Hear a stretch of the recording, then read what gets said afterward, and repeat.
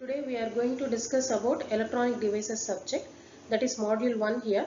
We will discuss about most frequently asking questions in all competitive exams, especially from GATE, ISRO and BAR. And the most frequently asking questions are from energy band diagram, that is energy levels, doping concentration of intrinsic and extrinsic semiconductors, and various characteristics of PN diode, xenodiode and types of diode and application of diode and so on. So we'll see one by one. Now we'll see the question based on energy band. The first question is the band gap of silicon at room temperature is, it is 1.21 electron volt, 0.7 electron volt, 1.1 electron volt and 1.4 electron volt. Now you guess the answer. I think some people might be guessed it as a 1.21 electron volt and some might be guessed it as 1.1 and some might be 0.7. Right? Now we'll see which is the correct answer. Now we'll go to the next slide to see the answer. For silicon at 0 degree Kelvin, actually band gap, energy band gap is actually it is 1.21 electron volt. It means here the electrons are in the valence band, that is the electrons are revolving around the valence orbit at 0 degree Kelvin. Please remember, at 0 degree Kelvin the electrons are revolving around the valence orbit, right? So these are not free electrons. The electrons which are revolving around the valence band are not free electrons. Okay, if and only if you get free electrons, then only we will get the current. Right? Now at any temperature I can define the band gap of energy at any temperature, e.g. T. T represents at any temperature is the energy at 0 Kelvin minus beta times of T, where beta equal to constant depending on the material. It depends on silicon and germanium. Okay, so the beta value here is 3.6 into 10 power minus 4 since I am taking it as a silicon. For germanium, actually here it is the beta value where is 2.23 into 10 power minus 4, and the at 0 degree Kelvin your energy gap for germanium is 0.785 electron volt. For silicon it is 1.21 and for germanium it is 0.785. Right. So now we'll see the equation at any temperature is AgT equal to the energy gap at 0 degree Kelvin minus beta into T, where beta is 3.6 into 10 power minus 4 for silicon. Right. Now, so I can do it as EGT is 1.21 minus 3.6 into 10 power minus 4 into T. Now T, the value which you are going to take. Now the room temperature at T is, I am taking it as a 300 K. Okay, so now you substitute T value as a 300. Now 1.21 minus 3.6 into 10 power minus 4 into 300, which will give you 1.1 electron volt. Now the answer is actually option C, which is 1.1 electron volt. Right. So at room temperature, the energy gap of a silicon semiconductor is 1.1 electron volt. It means now the electrons are free in nature, that is the electrons are pushed from valence band to conduction band. This is the meaning. At 0 degree Kelvin the electrons are in the valence band. At the room temperature, right, due to some energy, right, because at 300 degree Kelvin, right, it is 1.1 electron volt. Right. So for germanium I am specifying it as at 0 degree 0.785 and beta is 2.23 into 10 power minus 4. Now we'll go to the next question. Now we'll see the second question about a PN diode. PN junction diode does not conduct if it is connected to AC source, it is forward biased, it is reverse biased, it is connected to DC source. Right. Now we'll check the answer one by one. It is connected to AC source. It will conduct when PN junction diode conducts when it is connected to AC source. This we have seen as an application of rectifier. Right. In rectifier, it will PN diode convert AC to DC. Right. Now it conducts in forward bias. So when it does not conduct, Obviously, it will not conduct when it is reverse biased. So, the option is C. Right? Now, we'll see the next question. Now, we'll see the question as the reverse bias on PN junction A pushes the electrons and holes away from the junction, attracts holes and electrons towards the junction, has no effect on holes and electrons, increases the reverse current. Right? Now, during reverse bias condition, your P is connected to negative terminal, that is cathode, and N is connected to positive terminal, that is anode. Right? So, when N is connected to anode, all the electrons will move away from the junction. So, your first answer is right. Pushes the electrons and holes away from the junction is correct answer. Now, we'll see the next question. Question is, in reverse biased PN junction, the increase in voltage dash width of depletion region near junction. When you increase the reverse bias voltage, what will happen? Whether the depletion width of the depletion region increases, decreases, remains the same, cannot be determined. Obviously, it will not decreases and it will not be remain same also. So, the option is A. Now we'll go to the next. Now we'll see the question. What is the approximate ratio of resistances in forward and reverse bias of PN junction diode? Note the point, approximate ratio of resistances. It means they are asking about the normal, that is practical diode. Understand? Right. So what is the approximate ratio of resistances in forward and reverse bias? So we should think, right?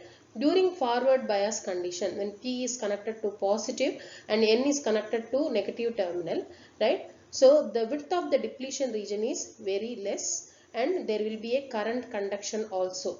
So the resistance is actually less during the forward bias condition, right? And during the reverse bias condition, your P is connected to negative terminal, N is connected to positive terminal, and the width of the depletion region is more. When the width of the depletion region is more, obviously there will not be any current. V equal to I into R, right? So I is equal to what? V by R. When there is no current, obviously resistance is high. Now the question is, they are asking what is the approximate ratio of resistances. Okay, whether it will be 10 power 2 is to 1 or 10 power minus 2 is to 1 or 1 is to 10 power minus 4 and 1 is to 10 power 4. We will see the answer in the next slide. Right. In ideal diode, actually the forward bias resistance is R equal to 0. Right. Because there will be a current conduction during your forward bias. In the ideal diode, there is no resistance at all because it will conduct. The diode will conduct. During reverse bias, the diode will not conduct according to the ideal diode. So, R equal to infinity. This is the resistance value for the ideal diode. Next, we will go to the practical diode.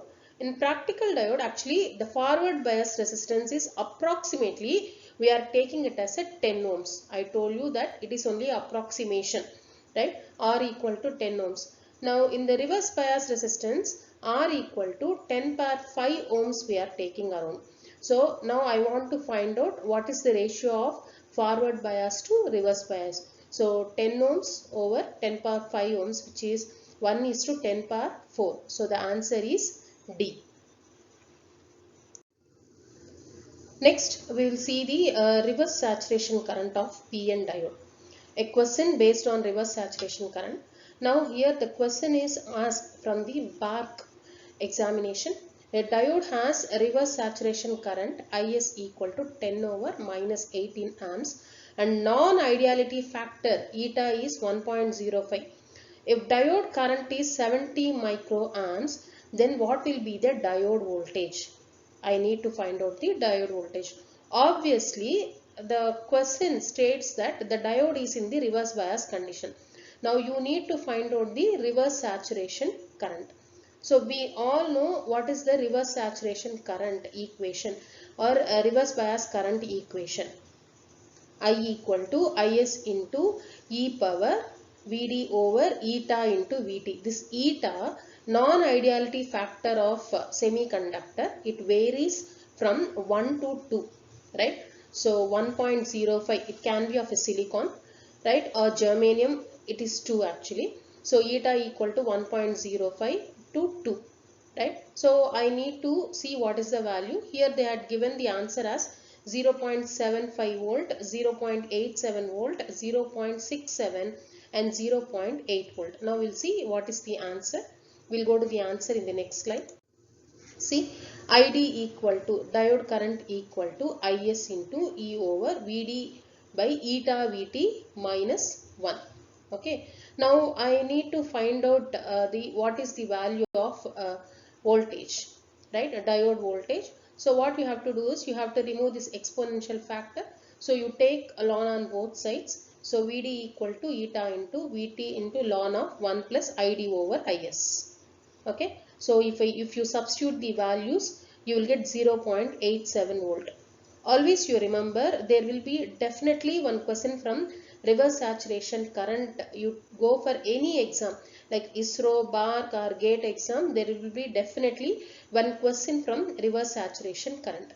So I hope you understand. So now it is 0.87 volt answer. Now mobility and conductivity. We will discuss some questions on mobility and conductivity. And I also told you while in the session starting itself, that is there will be a definitely one question from mobility and conductivity and reverse saturation questions. Okay, right. Now first we'll see the resistivity of a uniformly doped n-type silicon sample is 0.5 ohm centimeter. If the electron mobility mu n is 1025 centimeter square per whole second and the charge of an electron is 1.6 into 10 power minus 19 coulomb, the donor impurity concentration is in the sample, right? So here the statement itself told that is the resistivity of a uniformly doped n-type silicon. It means obviously it is a extrinsic semiconductor. So for an extrinsic semiconductor, they had given the mobility value and they had given the value of resistivity is also they had given, right? And they had given what is your E value also. Now they are asking you to find what is the donor impurity concentration, right, for an n-type silicon, right? So it can be of a phosphorus, arsenic, antimony, whatever it is. So the what will be the donor impurity concentration. Now we'll see how to solve this in the next slide.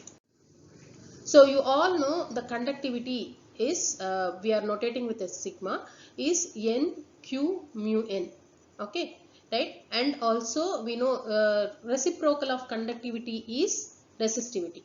Resistivity equal to 1 over n q mu n, right? So now you substitute the n values, q value, sorry, rho value and mu n values, right? So the resistivity value they had given it as a 0.5 and that is the electron value they had given, the charge value they had given it as a 1.6 into 10 power minus 19 and the mobility value they had given it as a 1250, right? Now n is equal to 1 into 10 power 16 per centimeter cube. Okay, right? So this is actually your doping concentration. Understand?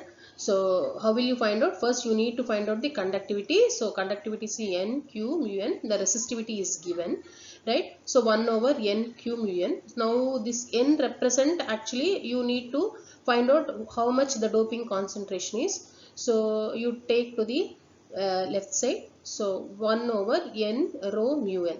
So now n is equal to 1 into 10 power 16 per centimeter cube. Now we will see one more question on based on mobility and conductivity. Actually before going to this question, I want to always insist you on that. That is, electrons are 3 times faster than holes. Always you remember that the electron mobility is 3 times faster than the hole mobility. This always you remember. Okay. Now we'll go to the question. Now a silicon sample A is doped with 10 power 18 atoms per centimeter cube, pico factor. So you know pico is 10 into 10 over minus 12. Okay. So picofactor of boron. A silicon sample A is doped with 10 power 18 atoms per centimeter cube picofarad of boron. Silicon is sampled with a boron. It means it is a trivalent impurity. So trivalent impurity means it is a p-type semiconductor, right? Another sample B of identical dimension is doped with 10 over 18 atoms per centimeter cube of phosphorus. It means another sample of a silicon is doped with a pentavalent impurity. So obviously it is a n-type semiconductor. The ratio of electron to hole mobility is 3. As I told you, they had given itself clearly. The ratio of electron to hole mobility is 3. I told you that electron mobility is 3 times faster than the hole mobility. Right? Now you need to find out what will be the ratio of conductivity of the sample A to B. Sample A is what? It's a p-type semiconductor. Sample B is what? It's a n-type semiconductor. Now you need to find the answer. I think from the question itself you can guess. See here, silicon sample A is stored with 10 power 18 atoms, right? So it's a trivalent impurity, and pentavalent impurity also same, right? So both are equal doping concentration only, right? And they had given the ratio of electron to hole mobility is 3, right? So here they had given the mobility. Now you find out what is the conductivity. What is conductivity? Conductivity is what? Sigma equal to N Q mu N. Okay, N Q mu N. Here both N and P are equal. Clear? Right? So what will be the answer? You please guess whether it is A or 1 by 3 or 2 by 3 or 3 by 2. You can easily guess. These two are identical. Your p-type sample and n-type sample both are equal, n equal to p, because it is doping with the same concentration level. So n equal to p here, right? So you need to find out the conductivity. Sigma equal to what? N Q mu N, and for n-type semiconductor, and for p-type semiconductor sigma equal to N Q mu P. Okay, you need to find out the ratio, right? So what will be the answer? Shall we go to the answer? See, conductivity sigma n is equal to N Q mu N, and P is equal to P Q mu P. And I told you that both concentration, doping concentration levels are same, 10 power 18 only. So N equal to P, and Q will get cancelled, and N and P will be equal here. So what is your mu P by mu N? Mu P by mu N is, they had clearly given, it is the ratio of 1 over 3. Okay, right? So without solving this you can guess the answer. Understand? Right?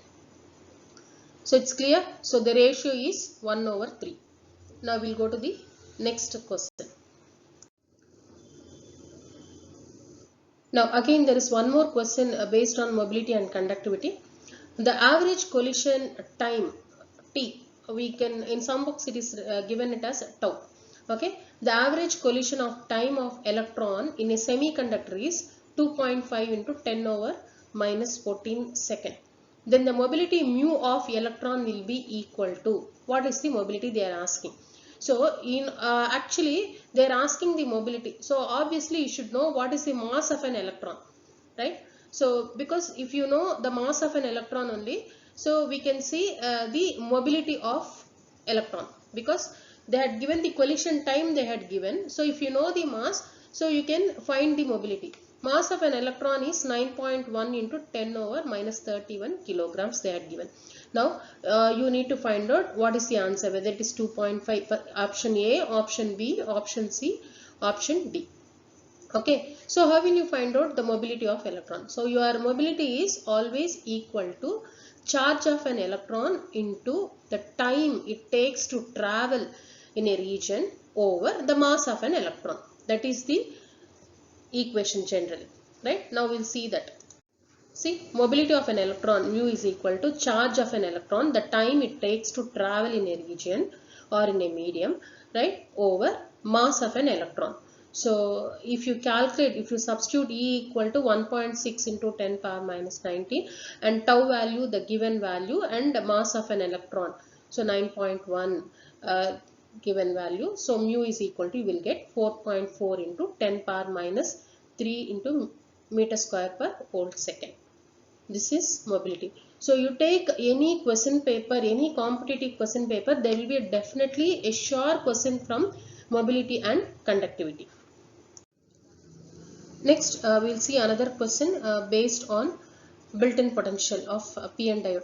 The built-in potential for a silicon PN junction diode with ND equal to 10 power 14 centimeter per centimeter cube and Na is equal to 10 power 17 per centimeter cube for T equal to 300 K. It means at room temperature.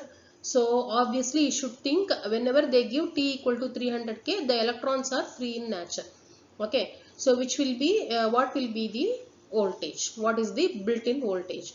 And here they had given the intrinsic carrier concentration Ni is 1.5 into 10 or 10 per centimeter cube. Always see this Ni according to mass action law. This mass action law holds only for intrinsic semiconductor.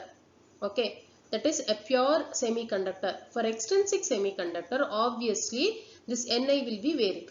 Okay, so for intrinsic semiconductor, according to mass action law, N equal to P, right? So which is equal to Ni square. So here it is doped, right? The silicon PN junction diode is with Nd is given. The doping concentration of donor and acceptor is given here, right? So now you need to find out what is the built-in potential. Okay, so in order to find the built-in potential, first we need to know the equation of a built-in potential equation. So built-in potential equation is what? Actually here PBI is equal to Vt ln of Nd Na over Ni square. Okay, right? So VBI equal to 0.025, that is the temperature value, right? You know that is 26 millivolt, or we can write it as a 0.025. We can also write, so ln of 10 power 14 into 10 power 17, that is 1 into 10 power 14 into 10 power 17 over 1.5 into 10 power 10 square. So the answer is 0.613 volt, right? So you can easily guess the built-in potential is around 0.613 volt, means the given semiconductor is obviously it is a silicon. Okay, if it is going to be a germanium, you will get around 0.324. If it is a silicon, you will get a 0.6 to 0.7, right? So this is how you need to find out the built-in potential value.